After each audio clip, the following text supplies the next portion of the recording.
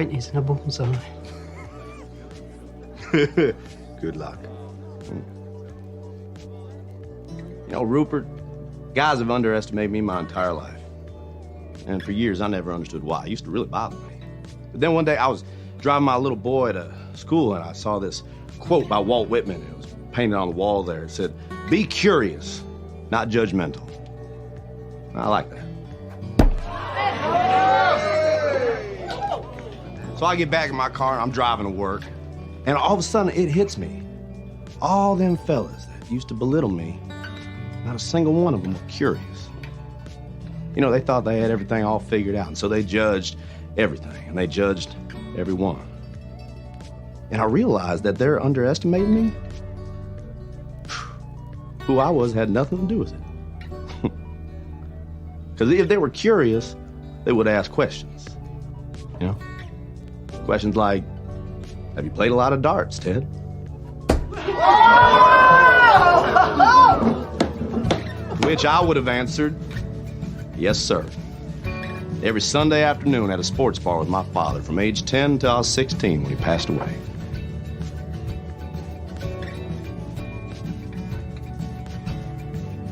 Barbecue sauce.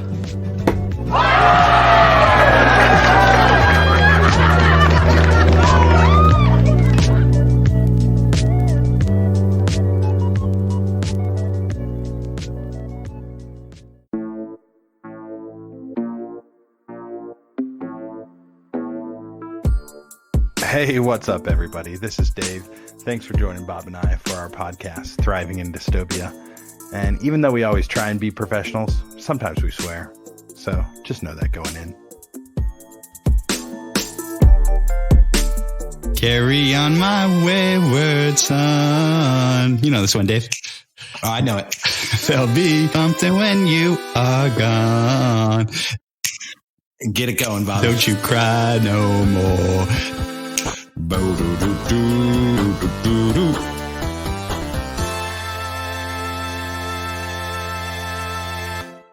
Dave, it's almost November.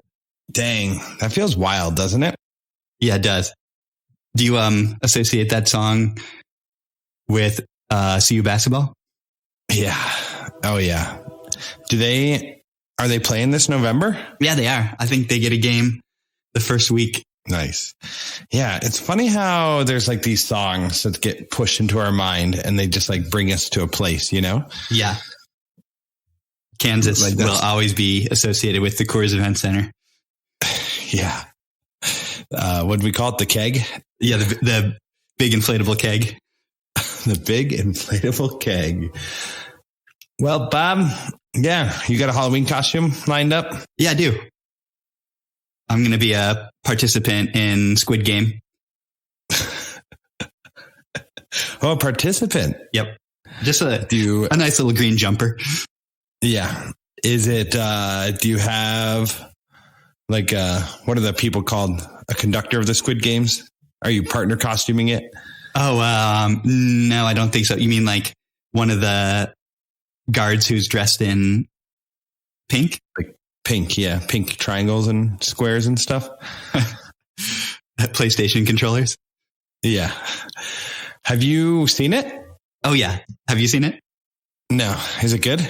Yeah, it is good. Oh, man. Necessary material for any host of a dystopian podcast, I would say. Oh, yeah. I mean, it's on my list. Shortly I'll be watching it, but got to get through Ted Lasso first, you know? Oh, decisions were made and Ted Lasso was chosen. Ted was chosen. Yeah, I feel like Squid Game is like, it's funny how it's like pervasive in the culture. Like Squid Game definitely took over TikTok and now all of a sudden kids are playing red light, green light again, which is kind of funny. Yeah, absolutely. Yeah, it's the biggest show in Netflix history. Oh, is that true? It is. Yeah. By a long shot? Yeah, it destroyed Bridgerton, Dave. I'm sorry, I know you're a Bridgerton guy, but I thought it was Queen's Gambit. I think maybe that was pre-Bridgerton. Whoa, Bridgerton. I didn't even realize. That's pretty cool. Yeah. Yeah. Remember when we used to play predictions as our final game to the show. Did anyone predict Squid Game would be, or some show from South Korea being the biggest Netflix show of all time? Yeah, I think Harris did. Yeah, it was Harris. Good on you, Harris. Good on you. I'm going to be a cactus. Oh, nice. Yeah. Although I was thinking of dressing up as a character from Ted Lasso, which coincidentally would also be a jumpsuit. Oh, good. Maybe you should reconsider that one. Assistant coach, Coach Beard in a jumpsuit and a visor. You get a number and I get a visor. That's right. That'd be pretty good to go as a participant in Squid Game and an assistant coach from Ted Lasso. Oh, man. We finally got it, Dave. Finally, our perfect pairing. What do you think our best Halloween costume combo back in the day was? Gosh, from childhood, all I can ever remember dressing up as was the Grim Reaper and Indiana Jones. Yes. I remember you did that both, and I think I did both of them as well. Maybe the next year or something like that. Yeah, exactly. Which is like classic. Recycle the costumes. Yeah, I don't know. We then, through high school, I don't think we really dressed up much. My last costume I can remember as a child was a bumblebee. And then once we got to college, I remember you were always like characters from movies, like kind of obscure 80s references, right? Oh, I don't know if they were that obscure. I mean, yeah, Robert Smith not. 1 year, and then 90s reference, Mark Renton from Trainspotting. From life shit. No, that's not it. What is life? Choose life. Choose life. Choose life. Oh my gosh. Life shit. Choose life. In the American version of Trainspotting, they had to make the Scottish accent less so for the first 15 minutes of the movie. Oh, I believe that. Yeah. This is a pop culture reference for Zitzman. Good. So and all the actors from the movie ended up hating the fact that they got their Scottish accent dumbed down or clarified, But it was only the first 15 minutes. That's interesting. Yeah. If you read the book, the different chapters are through the eyes of the different characters, and both Spud and Begbie's chapters are just incomprehensible unless you're Scottish. Oh, interesting. That's so good. You never saw Trainspotting 2, did you, Bob? No, I did. Yeah, I saw it. I had to. Yeah. It was pretty good from what I heard. It was all right. It was a departure from the book. I think I'm glad it happened, and it was definitely entertaining.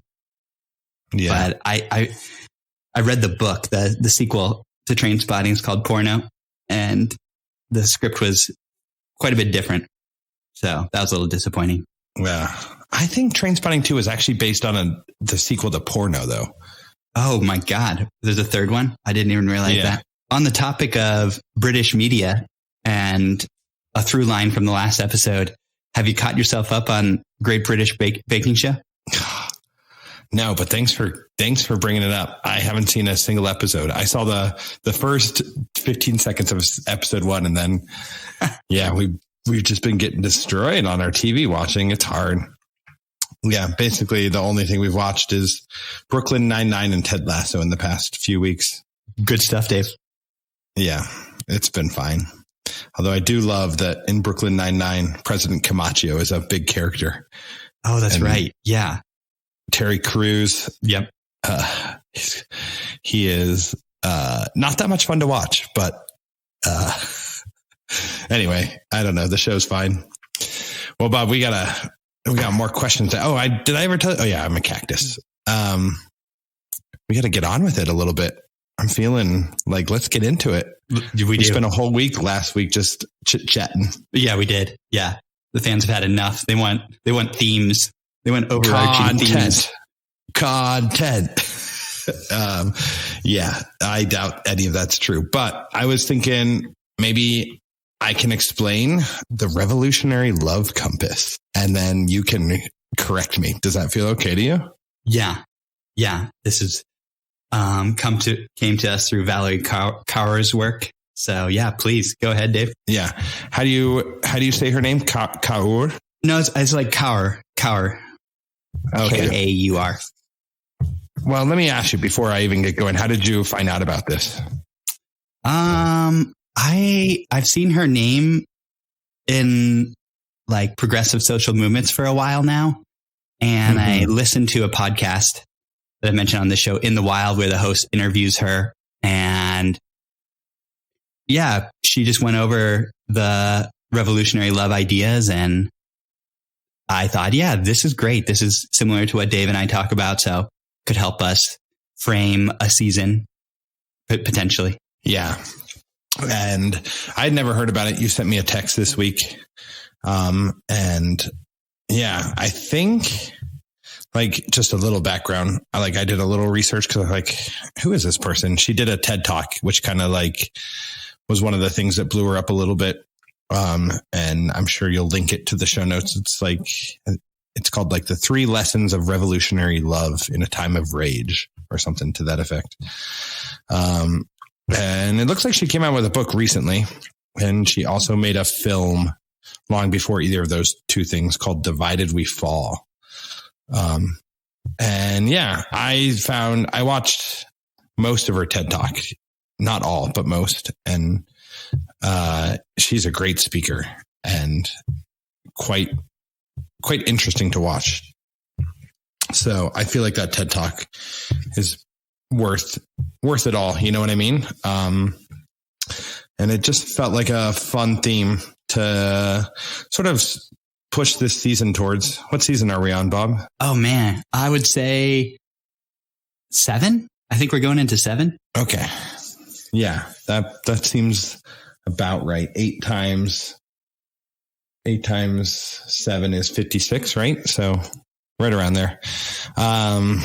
Yeah. And she breaks up the revolutionary love compass into, did I call it a triangle? I probably did, but she breaks it up into 3 parts, which is loving ourselves, loving others, and loving opponents. And yeah, I feel like we're going to go through and talk about how we get from loving others, and which is the inner circle, like where it all begins, and loving opponents, and then loving ourselves. And then we're going to push out towards the outer circles and how we transition into that. And we decided we're going to start with loving others, right, Bob? Yeah, we did, because that's where her like teaching materials start on loving others. Mm-hmm. And she has like sort of subheadings for each one of these categories, which for loving others, it's See No Strangers. And I think that's the title of the book that came out last year. That's right. And then for loving opponents, it's called Tend the Wound. And for loving ourselves, it's called Breathe and Push, which, I think See No Stranger and Tend the Wound both make a lot of sense to me, but Breathe and Push, I didn't really dive into that very much. And it doesn't inherently make me be like, that's what we need to do to love ourselves. I can comment on that. Yeah, go. Yeah, like when seeing yourself as like a change maker, it's about the rhythm, like, and sometimes it's important to push yourself and expand and grow, but then sometimes it's totally valid to breathe and like recover, tend to yourself. So it's trying to get that rhythm instead of just like always pushing, which will lead to burnout, or always maybe breathing is like, then you don't get into action. So I think that's like encouraging us to not burn out. Yeah. I guess I can see that then for sure. I'll also break down how we're going to go about it. So, this week we're going to talk about the inner circle, like where we begin with loving others, which is the concept of wonder. And, during the 9 or 10 weeks that we do this season, we're going to go through each section. And I might as well say the sections, if that's all right, Bob. Yeah, it is. Yeah. So for others, it's first you wonder, then you grieve, then you fight. For opponents, first you rage, then you listen, then you reimagine. And for loving ourselves, first you breathe, then you push, then you transition. And I guess among all this, there's a 10th, what would we call it? Strategy, or a 10th idea, which is the idea through all this, you can reach this. I mean, you need it throughout, and you also reach this at the end, which is the idea of joy. And through this revolutionary love practice, you can, you need joy and you reach joy, which I like. But yeah, did I miss anything there? No, I think you got it. Yeah, just I'll clarify for our listeners just once again. So these 3 points on the triangle or the compass around loving ourselves, loving others, loving our opponents, and then the 3 levels of each of those. The inner levels, which we're starting with wonder. That's the inner level of loving others. And yeah, we're going to work our way out to the outer levels, which I kind of feel like is both bigger, like in society, you work yourself out, but also just in development. Like we will, for example, like transform the rage that we have towards our opponents to reimagining, the relationship we have with our opponents. So yeah. And she has like this great map on her website, and we'll send a link out to that as well. Yeah, which is great and quite lovely. And maybe we can even use it as our thumbnail for the, as I publish, if I can remember, because there's no reason not to have this be our thumbnail for the next few weeks. And there's also a great learning guide on her website. And I'm going to ask you we're going to ask some of the questions that come up for each of the 9 different lessons, or 10, I guess, in general. And, because there's, a definition, questions, reflection, and ways to practice each of these. Yeah. So I guess it's going to be kind of a learning experience for us, and yeah, I guess I'm kind of excited about that, because I feel like that's what this show tends to do. When we're at our best, we're going through and examining ourselves. And I think when we're at our worst, we're just talking about sports, Yeah, exactly. I think let's get after wonder a little bit. And can I ask you the first guiding question, Bub? Yeah, you can. Well, I'll just read a quick definition for wonder, and then I'll ask you a guiding question. The definition is: to wonder is to cultivate a sense of awe and openness to others' thoughts and experiences, their pain, their wants, and their needs. It is to look upon the face and say, "You are a part of me, and I do not know yet." And the first question, Bob, is: what is your first memory of feeling wonderstruck? Yeah, I remember feeling wonderstruck a lot when I was young, and really enjoying that feeling. I can remember it like going to preschool, Boulder Montessori school, and feeling wonder for that, what was going on there, and the people and the kids there. And I remember that main room, the playroom, and they had like a lot of different stations. And so, yeah, that whole place filled me with wonder, I would say. And those were some of my first memories of feeling wonder. I really feel grateful for that place. Yeah, it definitely resonates with me, that idea that when we're kids, we are often in a moment of wondering. Yeah, the only memory that is coming up for me about being young and wonderstruck is I remember my soccer coach, Coach Ted Mangy. Remember that guy? Yeah, he was a good coach. Yeah, I would love to see that guy again. When I was a kid, I felt like he was like ancient, like he was like 40, but he might have only been like 19 years old, or a young buck, Yep.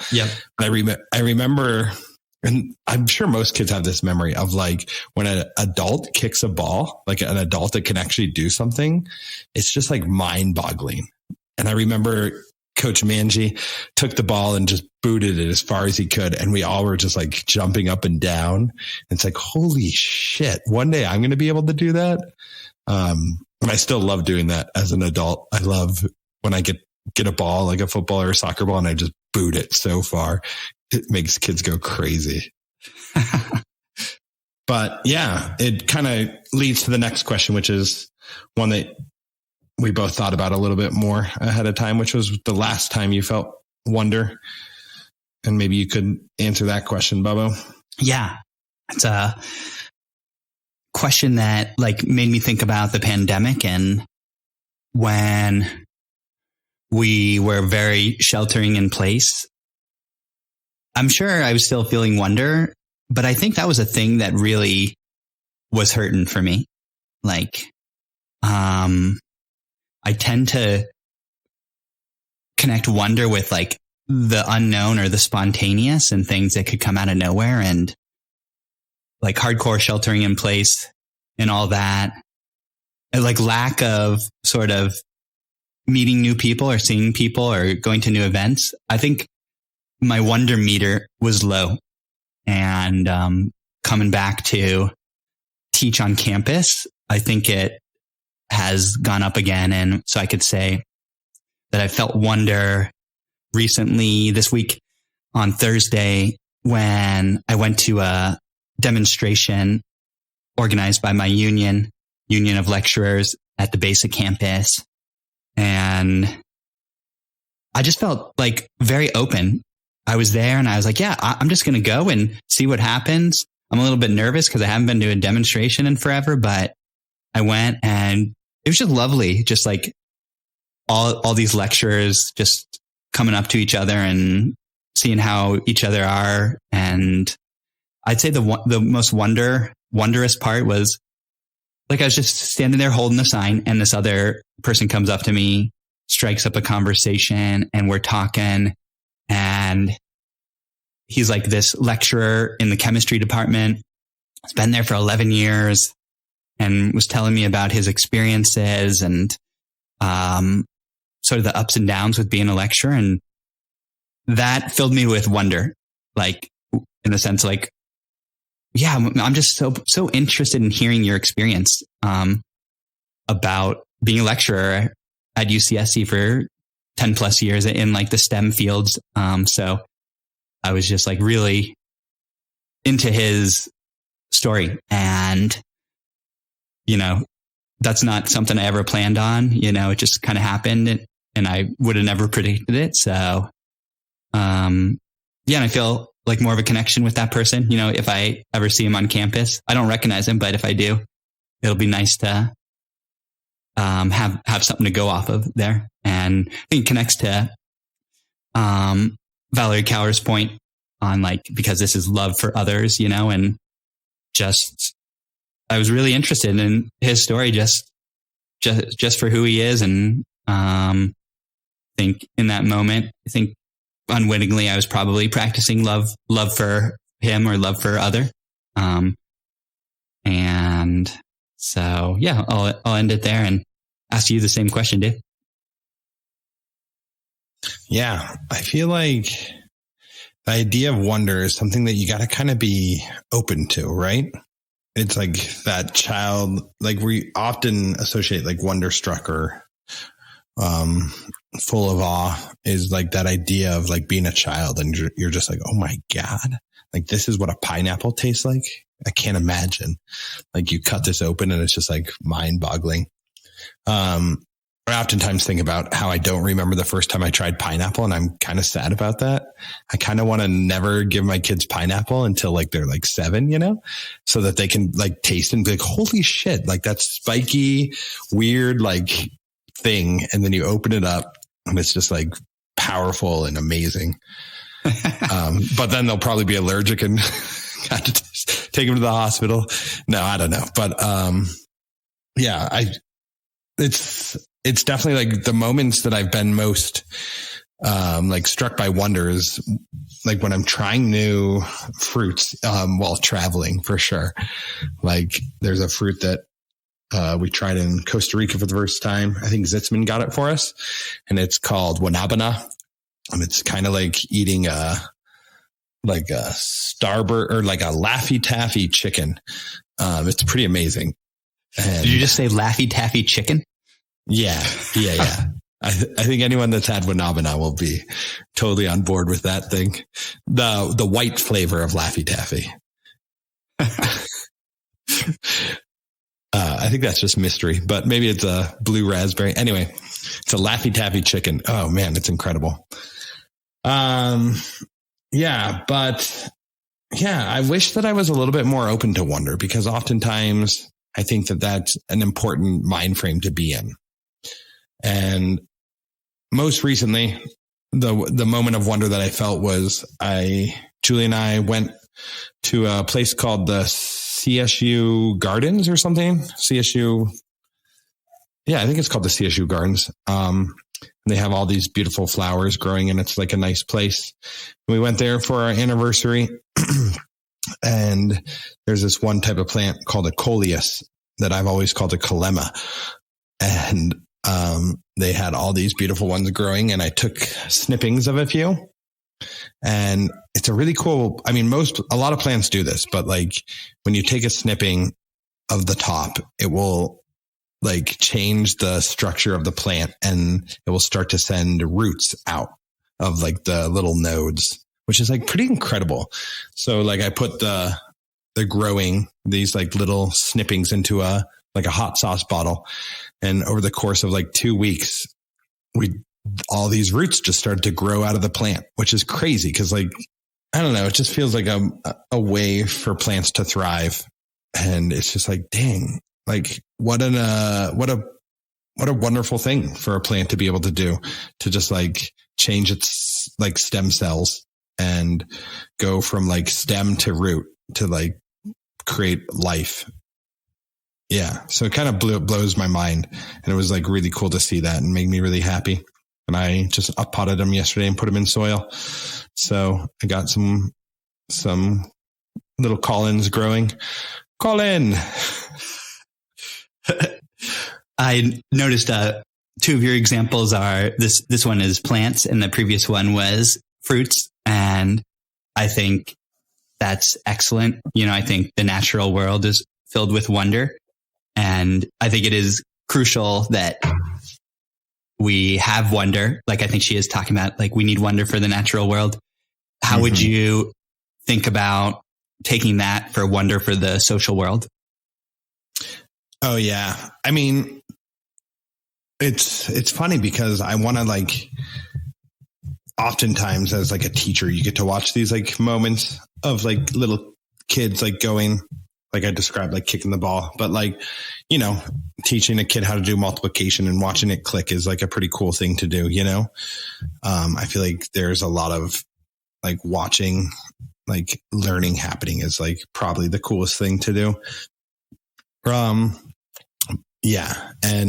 But I think a lot of times I'm a little bit closed off to that in the classroom. So I think I need to bring that into me, like as a teacher, to watch and wonder about these kids and like be inquisitive rather than like feel like I know, you know what I mean? Because these kids are like doing this learning. I don't know. So maybe that doesn't quite answer your question, but I feel like it does get there. Yeah. Yeah. Reading what she's writing about this in her guide, she says that, like you said before, this is about the see no stranger part. And so like that we don't see other people as strangers, but more just like people we haven't met yet. Or she's really interested in like how like having us stoke our curiosity for other people's stories. I think that's just happens to be one of my strengths, that I just somehow I just naturally bring other people's stories out. Like that guy at the demonstration. I don't even know how I do it, but I think that's a struggle for other people. And I wonder if you can comment on that. Like, do you find it hard to hear other people's stories? Yeah, right. No, I mean, that's a good point. And like the idea of like, we kind of lose something when we don't open ourselves up to that. Like there's a sense of not being vulnerable, right? And I'm sure like when we get to the part about grief, like that, there's a lot of vulnerability in grief. So I think we need to like practicing wonder is even a sense of being vulnerable, being open to like hearing other people's stories. I definitely like, she talks about different ways to practice wonder, but I also feel like, yeah, it definitely comes natural to myself as well. But I think it's like the simple step of just like this like curiosity. Like, I wonder who this person is. And like, I'm going to ask them questions. And like, yes, it's kind of low stakes vulnerability, right? To be like, who are you? Tell me about yourself. Because most people just want to talk about themselves anyways, right?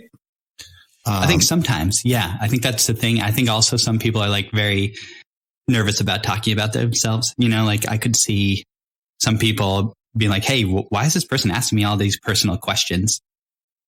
So I think it's a combination. I think some people are really interested in talking about themselves and other people will never or will really don't want to do it. So yeah, I guess it's like sort of understanding the difference as well, you know, and not being like overly invasive, because I think she also talks about something about like, why is this person asking me all these questions or something like that?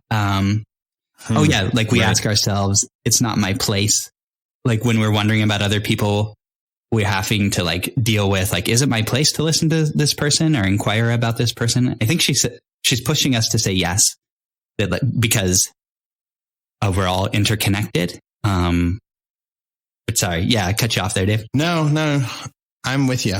That, yeah, I guess I don't have a whole lot more to add to it. Just the fact that like, there's a lot of importance and we could all gain a lot from that idea. It's like, yes, some people are going to be more closed off, and that doesn't mean we should just give up. And it's like, oh, that person didn't want to talk, so let's move on to the next person.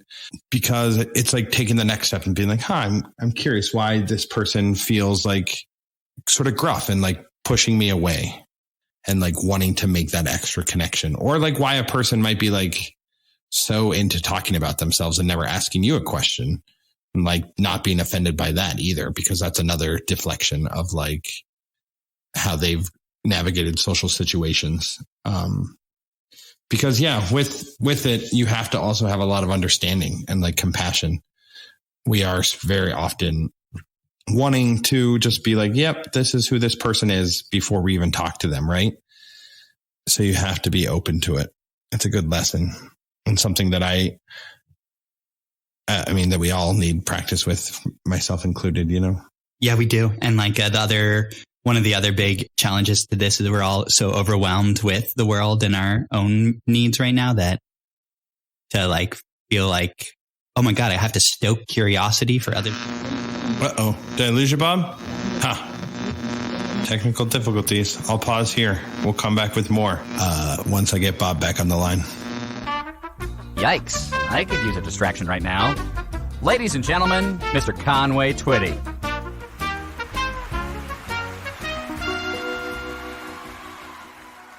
Hello, darling. It's nice to see you. It's been a long time. You're just as lovely as you used to be. All right, Bob, we got you back. Let's get you back where you were. What were you saying? Right. Yeah, I was just saying that, yeah, sometimes we have a big to-do list and it's hard to think about even, you know, stoking this curiosity for others. But maybe even if we just do it just a little bit in a given day, I think it could be really good for us too. I know it was really good for me, connecting with that person this week. So, yeah. And then I just want to finish off saying, you and I talked about this in different ways, but I think you're right, Dave. I think our next step for our next show should be the middle layer of love for others, which is grieving. So I think that's where we should head to next, and give a sign to our listeners that, you know, they could think about. First off, creating wonder. And then for our next show, the questions of like grief and how does wonder and connecting to others lead to grieving, various levels of grief. I don't have the workbook up. Dave, do you have any like things for our listeners to think about in terms of grief? Yeah. And we are sort of following, Valerie's, steps, which I think is good. And I like that too. But, some questions are like, where do you notice the feeling of grief in your body? Why does your body need to be brave with this grief? What have you not grieved with yet? And what do you need to be able to grieve with? What do you need to do to be able to grieve with them? And I don't quite know who the them is, but the other is sort of implicit there, and we'll go through some of those questions, probably not all of them. And we'll talk about some different ways to practice them. And yeah, I think that feels really good too, because, we're sitting about 5 days away from grief, a big grief moment in our life, which is the passing of our dad, which is a nice moment. And this show will probably come out right around that time. So it's always good to bring him into our life during this time. Don't you think, Bum? Yeah, really good. That seems just fated that we would be talking about grief on the week that Dad passed 9 years ago. Yeah, crazy.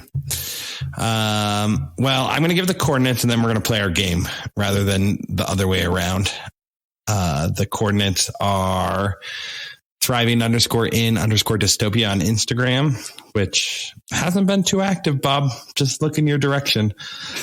Oh, Davey. Yep.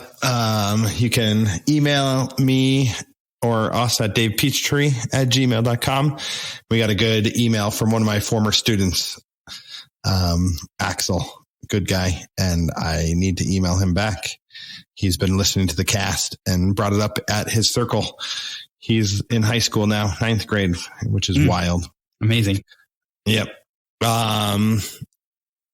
What is it? bmaze19 at Twitter, Dave Peachtree at TikTok. I just put my account to private, so you can't follow me anymore. You can request me if you need it. And did I miss anything, Bob? Oh, the website, thrivingindystopia.com. Okay. So we're going to play this game. It's called Stoneface. Stoneface. The idea behind this game is we're going to tell each other jokes, and the first person to crack loses, I guess. And we're going to go back and forth. Does that seem about right? It does. Yeah. And I don't know. We might only do this week because who knows if it's worth it. But I just thought it'd be funny to just tell each other jokes. You know what I mean? All right, Bob, do you want to go first? Sure. Okay. A kid says to their dad, "Dad, did you get a haircut?" And the dad says, "No, I got all them cut." Pretty good, Bob. Pretty good. All right. I have a question for you, Bob. Mm-hmm. How do you hide an elephant in the jungle? I don't know. You paint his balls red, and then you hide him in the top of a cherry tree. Next question. What is the loudest noise in the jungle? Cherries dropping. A giraffe eating cherries. Got me, Dave. Oh, gotcha. Put it on the board. Put it on the board.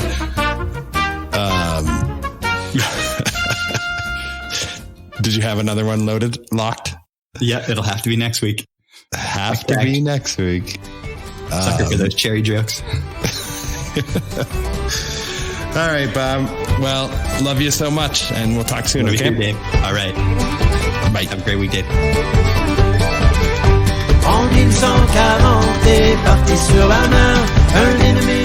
What's up, driving crew? Bob and Dave want to take a second to thank you for lending them your ears. They also want to thank the artists for making everything a little more beautiful. The intro song is In Heaven by Drake Stafford.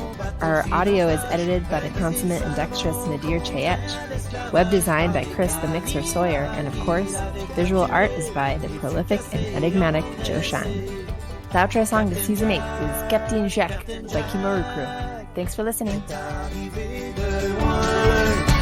Aujourd'hui encore on chante le refrain des pirates acadiens.